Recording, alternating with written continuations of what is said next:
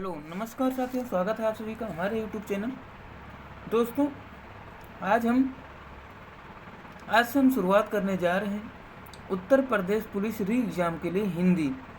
वो भी हम टॉपिक वाइज बहुत अच्छे ढंग से विश्लेषण करेंगे। उसके बाद इसकी टॉपिक वाइज प्रैक्टिस भी कराएंगे। तो सबसे पहले हम थ्योरी पढ़ेंगे, उसके बाद इसका हम प्रैक्टिस करेंगे। तो चलिए हम शुरुआत करते हैं। और इसका अगर आप सभी को पीडीएफ प्राप्त करना है तो नीचे टेलीग्राम लिंक दिए हैं, उस लिंक से ऐड हो जाइए और उस पर पीडीएफ उपलब्ध करा दिए जाएंगे। चलिए स्टार्ट करते हैं हम। वर्णमाला आज का हमारा पहला टॉपिक है। वर्णमाला वर्णों के व्यवस्थित क्रम समूह को हम वर्णमाला कहते हैं। इसकी परिभाषा क्या होती है?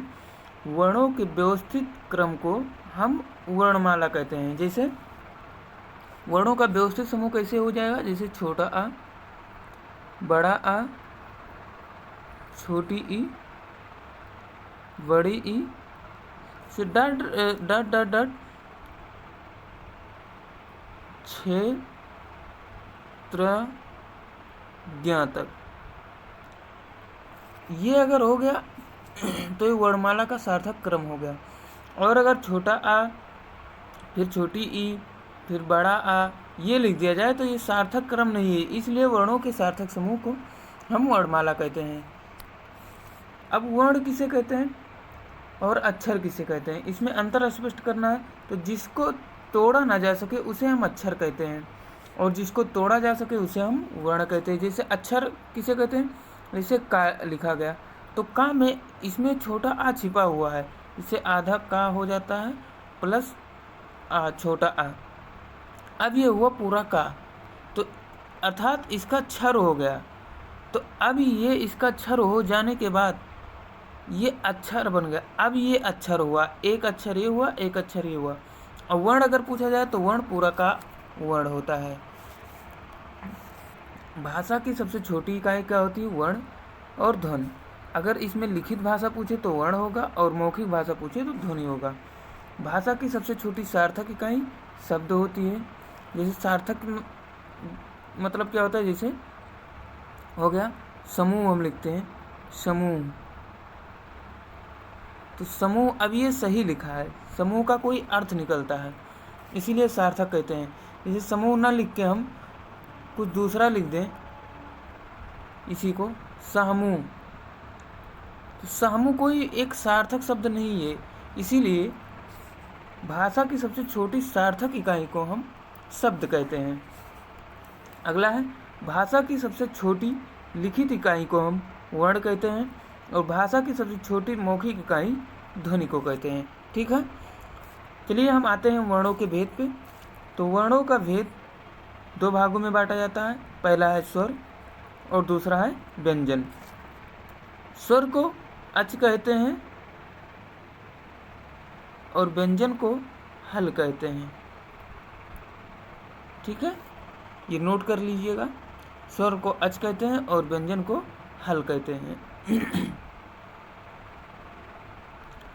अब हम वर्णों को दो भागों में विभाजित किए हैं, पहला स्वर और दूसरा व्यंजन। अब स्वर किसे कहते हैं? स्वर की परिभाषा है जो भी वर्ण स्वतंत्र रूप से बोले जाएं उसे स्वर कहते हैं। जो बिना किसी सहायता के बोले जाते हैं उन्हें हम स्वर कहते हैं।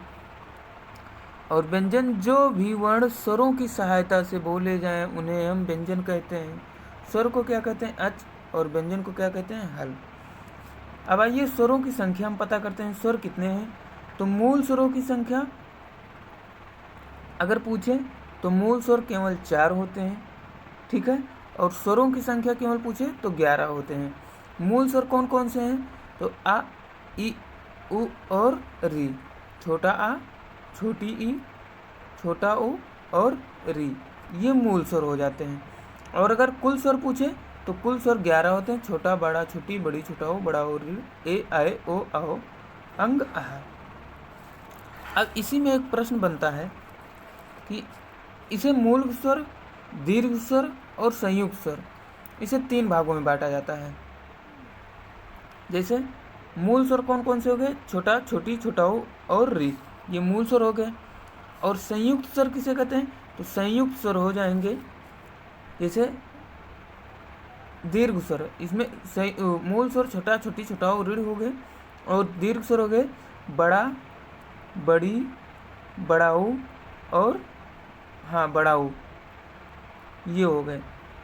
क्योंकि बड़ा आ छोटा आ प्लस छोटा आ से मिलकर बना है, बड़ी छोटी प्लस छोटी से मिलकर बनी है, और बड़ा ऊ छोटा ऊ प्लस छोटा ऊ से मिलकर बना है। तो ये मूल दीर्घ स्वर हो जाते हैं। और अगर इसमें पूछे संयुक्त स्वर, तो संयुक्त स्वर ए, ऐ, ओ, औ से मिलकर बना है। तो संयुक्त स्वरों की संख्या 4 होती है। जैसे ए छोटा आ प्लस छोटी ई से मिलकर बना है, ठीक है। ऐ छोटा आ प्लस ए से मिलकर बना है ऐ, इसीलिए इसे संयुक्त स्वर कहा जाता है। और अंग और आहा को हम अयोगवाह में जोड़ते हैं, इसे विसर्ग भी कहते हैं आहा को, और अंग को अनुस्वार कहते हैं। अब स्वर लिखने के आधार पर स्वरों की संख्या 11 मानी जाती है, और बोलने के आधार पर स्वरों की संख्या 10 मानी जाती है। ऋण को बोलने के आधार पर स्वर में नहीं गिनती करते हैं। व्यंजन तो जानते ही हैं, व्यंजन का, खा, का वर्ग, खा, पा, जा, ये सब जैसे स्वर के सहायता से बोले जाते हैं, इसीलिए इन्हें व्यंजन कहते हैं। चलिए आगे बढ़ते हैं। आगे स्वरों के प्रकार। स्वरों के 3 प्रकार होते हैं। स्वरों के प्रकार कौन कौन से हैं? कुल 3 प्रकार हैं। पहला है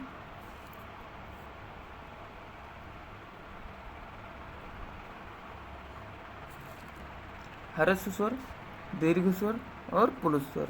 ह्रस्व स्वर जिसमें बोलने में सबसे कम समय लगता है, जैसे अ, इ, उ, री, इनकी संख्या 4 होती है। दीर्घ स्वर ह्रस्व स्वर से दोगुना और पुल्ल स्वर से कम समय लगता है, उसे दीर्घ स्वर कहते हैं।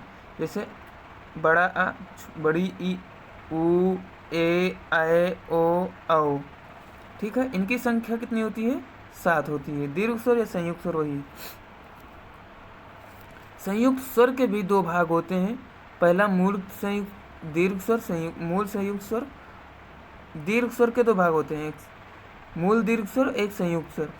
तो मूल दीर्घ स्वर बड़ा, बड़ी, बड़ाओ होते हैं, और संयुक्त स्वर 4 होते हैं, जैसे ए, ऐ, ओ, औ होते हैं।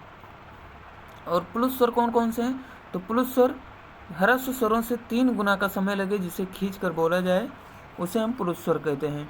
जैसे ओम, राम, ये सब पुल्ल स्वर के अंतर्गत आते हैं। जैसे संयुक्त स्वर की बात की थी, तो संयुक्त स्वर देखिए, छोटा आ प्लस छोटी ई से मिलकर बनते हैं ए, छोटा आ प्लस ए से मिलकर ऐ, छोटा आ प्लस छोटा ओ से मिलकर ओ, छोटा आ प्लस ओ से मिलकर ओ बनते हैं। ये 4 संयुक्त स्वर हैं, ठीक है। और इसे आगत स्वर हम कहते हैं। इसे अंग्रेजी से आया है, इसे डॉक्टर लिखा जाता है, तो इसका प्रयोग किया जाता है। अब हम स्वरों को कई आधार पर बांटते हैं। तो सबसे पहला हमारा है जीभ के आधार पर स्वरों का वर्गीकरण, ठीक है। जीभ के आधार पर स्वरों का वर्गीकरण। तो जीभ के आधार पर 3 प्रकार से है। पहला अग्र स्वर, मध्य स्वर और पश्च स्वर, ठीक है। जीभ के अगले हिस्से से बोलने वाले स्वर को अग्र स्वर कहते हैं। जैसे बोलिए ई, ए, जब बोलेंगे तो ये जो जीभ का अगला है, ये आपके ऊपर टच करता है, इसीलिए अग्र स्वर में ई, ए आते हैं। और मध्य स्वर में केवल छोटा आ आता है। जिन स्वरों के उच्चारण में जीभ का मध्य भाग काम करता है, उसे मध्य स्वर कहते हैं। पश्च स्वर में जिन स्वरों के उच्चारण में जीभ का पश्च भाग काम करता है, उसे पश्च स्वर कहते हैं। जैसे अ, उ, ओ, औ। जब आप बोलेंगे तो ये जीभ का बीच भाग ऊपर जाके तालु में टच होता है, इसीलिए इसे पश्च स्वर कहते हैं। हमारा अगला है मुख खुलने के आधार पर स्वरों का वर्गीकरण। मुख खुलने के आधार पर स्वरों का वर्गीकरण इसे 4 भागों में बांटा गया है। पहला है समवृत स्वर, दूसरा है अर्धसमवृत, तीसरा है विवृत, चौथा है अर्धविवृत। समवृत जिन स्वरों के उच्चारण में मुख लगभग बंद रहता है, पूरा नहीं बंद रहता है लेकिन लगभग बंद रहता है, थोड़ा सा खुला होता है, जैसे उ, ऊ, ई। इसमें मुंह थोड़ा लगभग बंद रहता है। अर्धसमवृत ओ और ऐ जिन स्वरों के उच्चारण में मुख आधा बंद हो उसे अर्धसमवृत कहते हैं। विवृत में जिन स्वरों के उच्चारण में मुख पूरा खुला होता है उसे विवृत कहते हैं, जैसे बड़ा आ। और अर्धविवृत में जिन स्वरों के उच्चारण में मुख आधा खुला हो उसे अर्धविवृत कहते हैं, जैसे आ, औ और ए। ठीक है, अगला हम बढ़ते हैं। ओष्ठाकृति के आधार पर स्वर के 2 भाग हैं, पहला वृत्तमुखी और दूसरा अवृत्तमुखी। वृत्तमुखी में जिन स्वरों के उच्चारण में ओठ गोलाकार हो जाते हैं, जैसे उ, ओ, औ। जिन स्वरों के उच्चारण में ओठ वृत्तमुखी या गोलाकार नहीं होते हैं उसे अवृत्तमुखी कहते हैं, जैसे आ, बड़ा आ, छोटी ई, बड़ी ई, ए, ऐ। ये सब अवृत्तमुखी में आते हैं। अब जाति के आधार पर स्वरों का वर्गीकरण सजातीय और विजातीय। तो सजातीय उन्हें कहते हैं जिसे अपने ही क्रम से मिलकर बने हों, जैसे छोटा से मिलकर बना तो बड़ा हो जाता है, छोटी से मिलकर बनी बड़ी हो जाती है, छोटा से मिलकर बनकर बड़ा हो जाता है। और विजातीय जैसे ए छोटा आ प्लस ई से मिलकर बना है, ऐ छोटा आ प्लस ए से मिलकर बना है, ऐसे मिलकर ये जो बना है इसे विजातीय कहते हैं। ठीक है।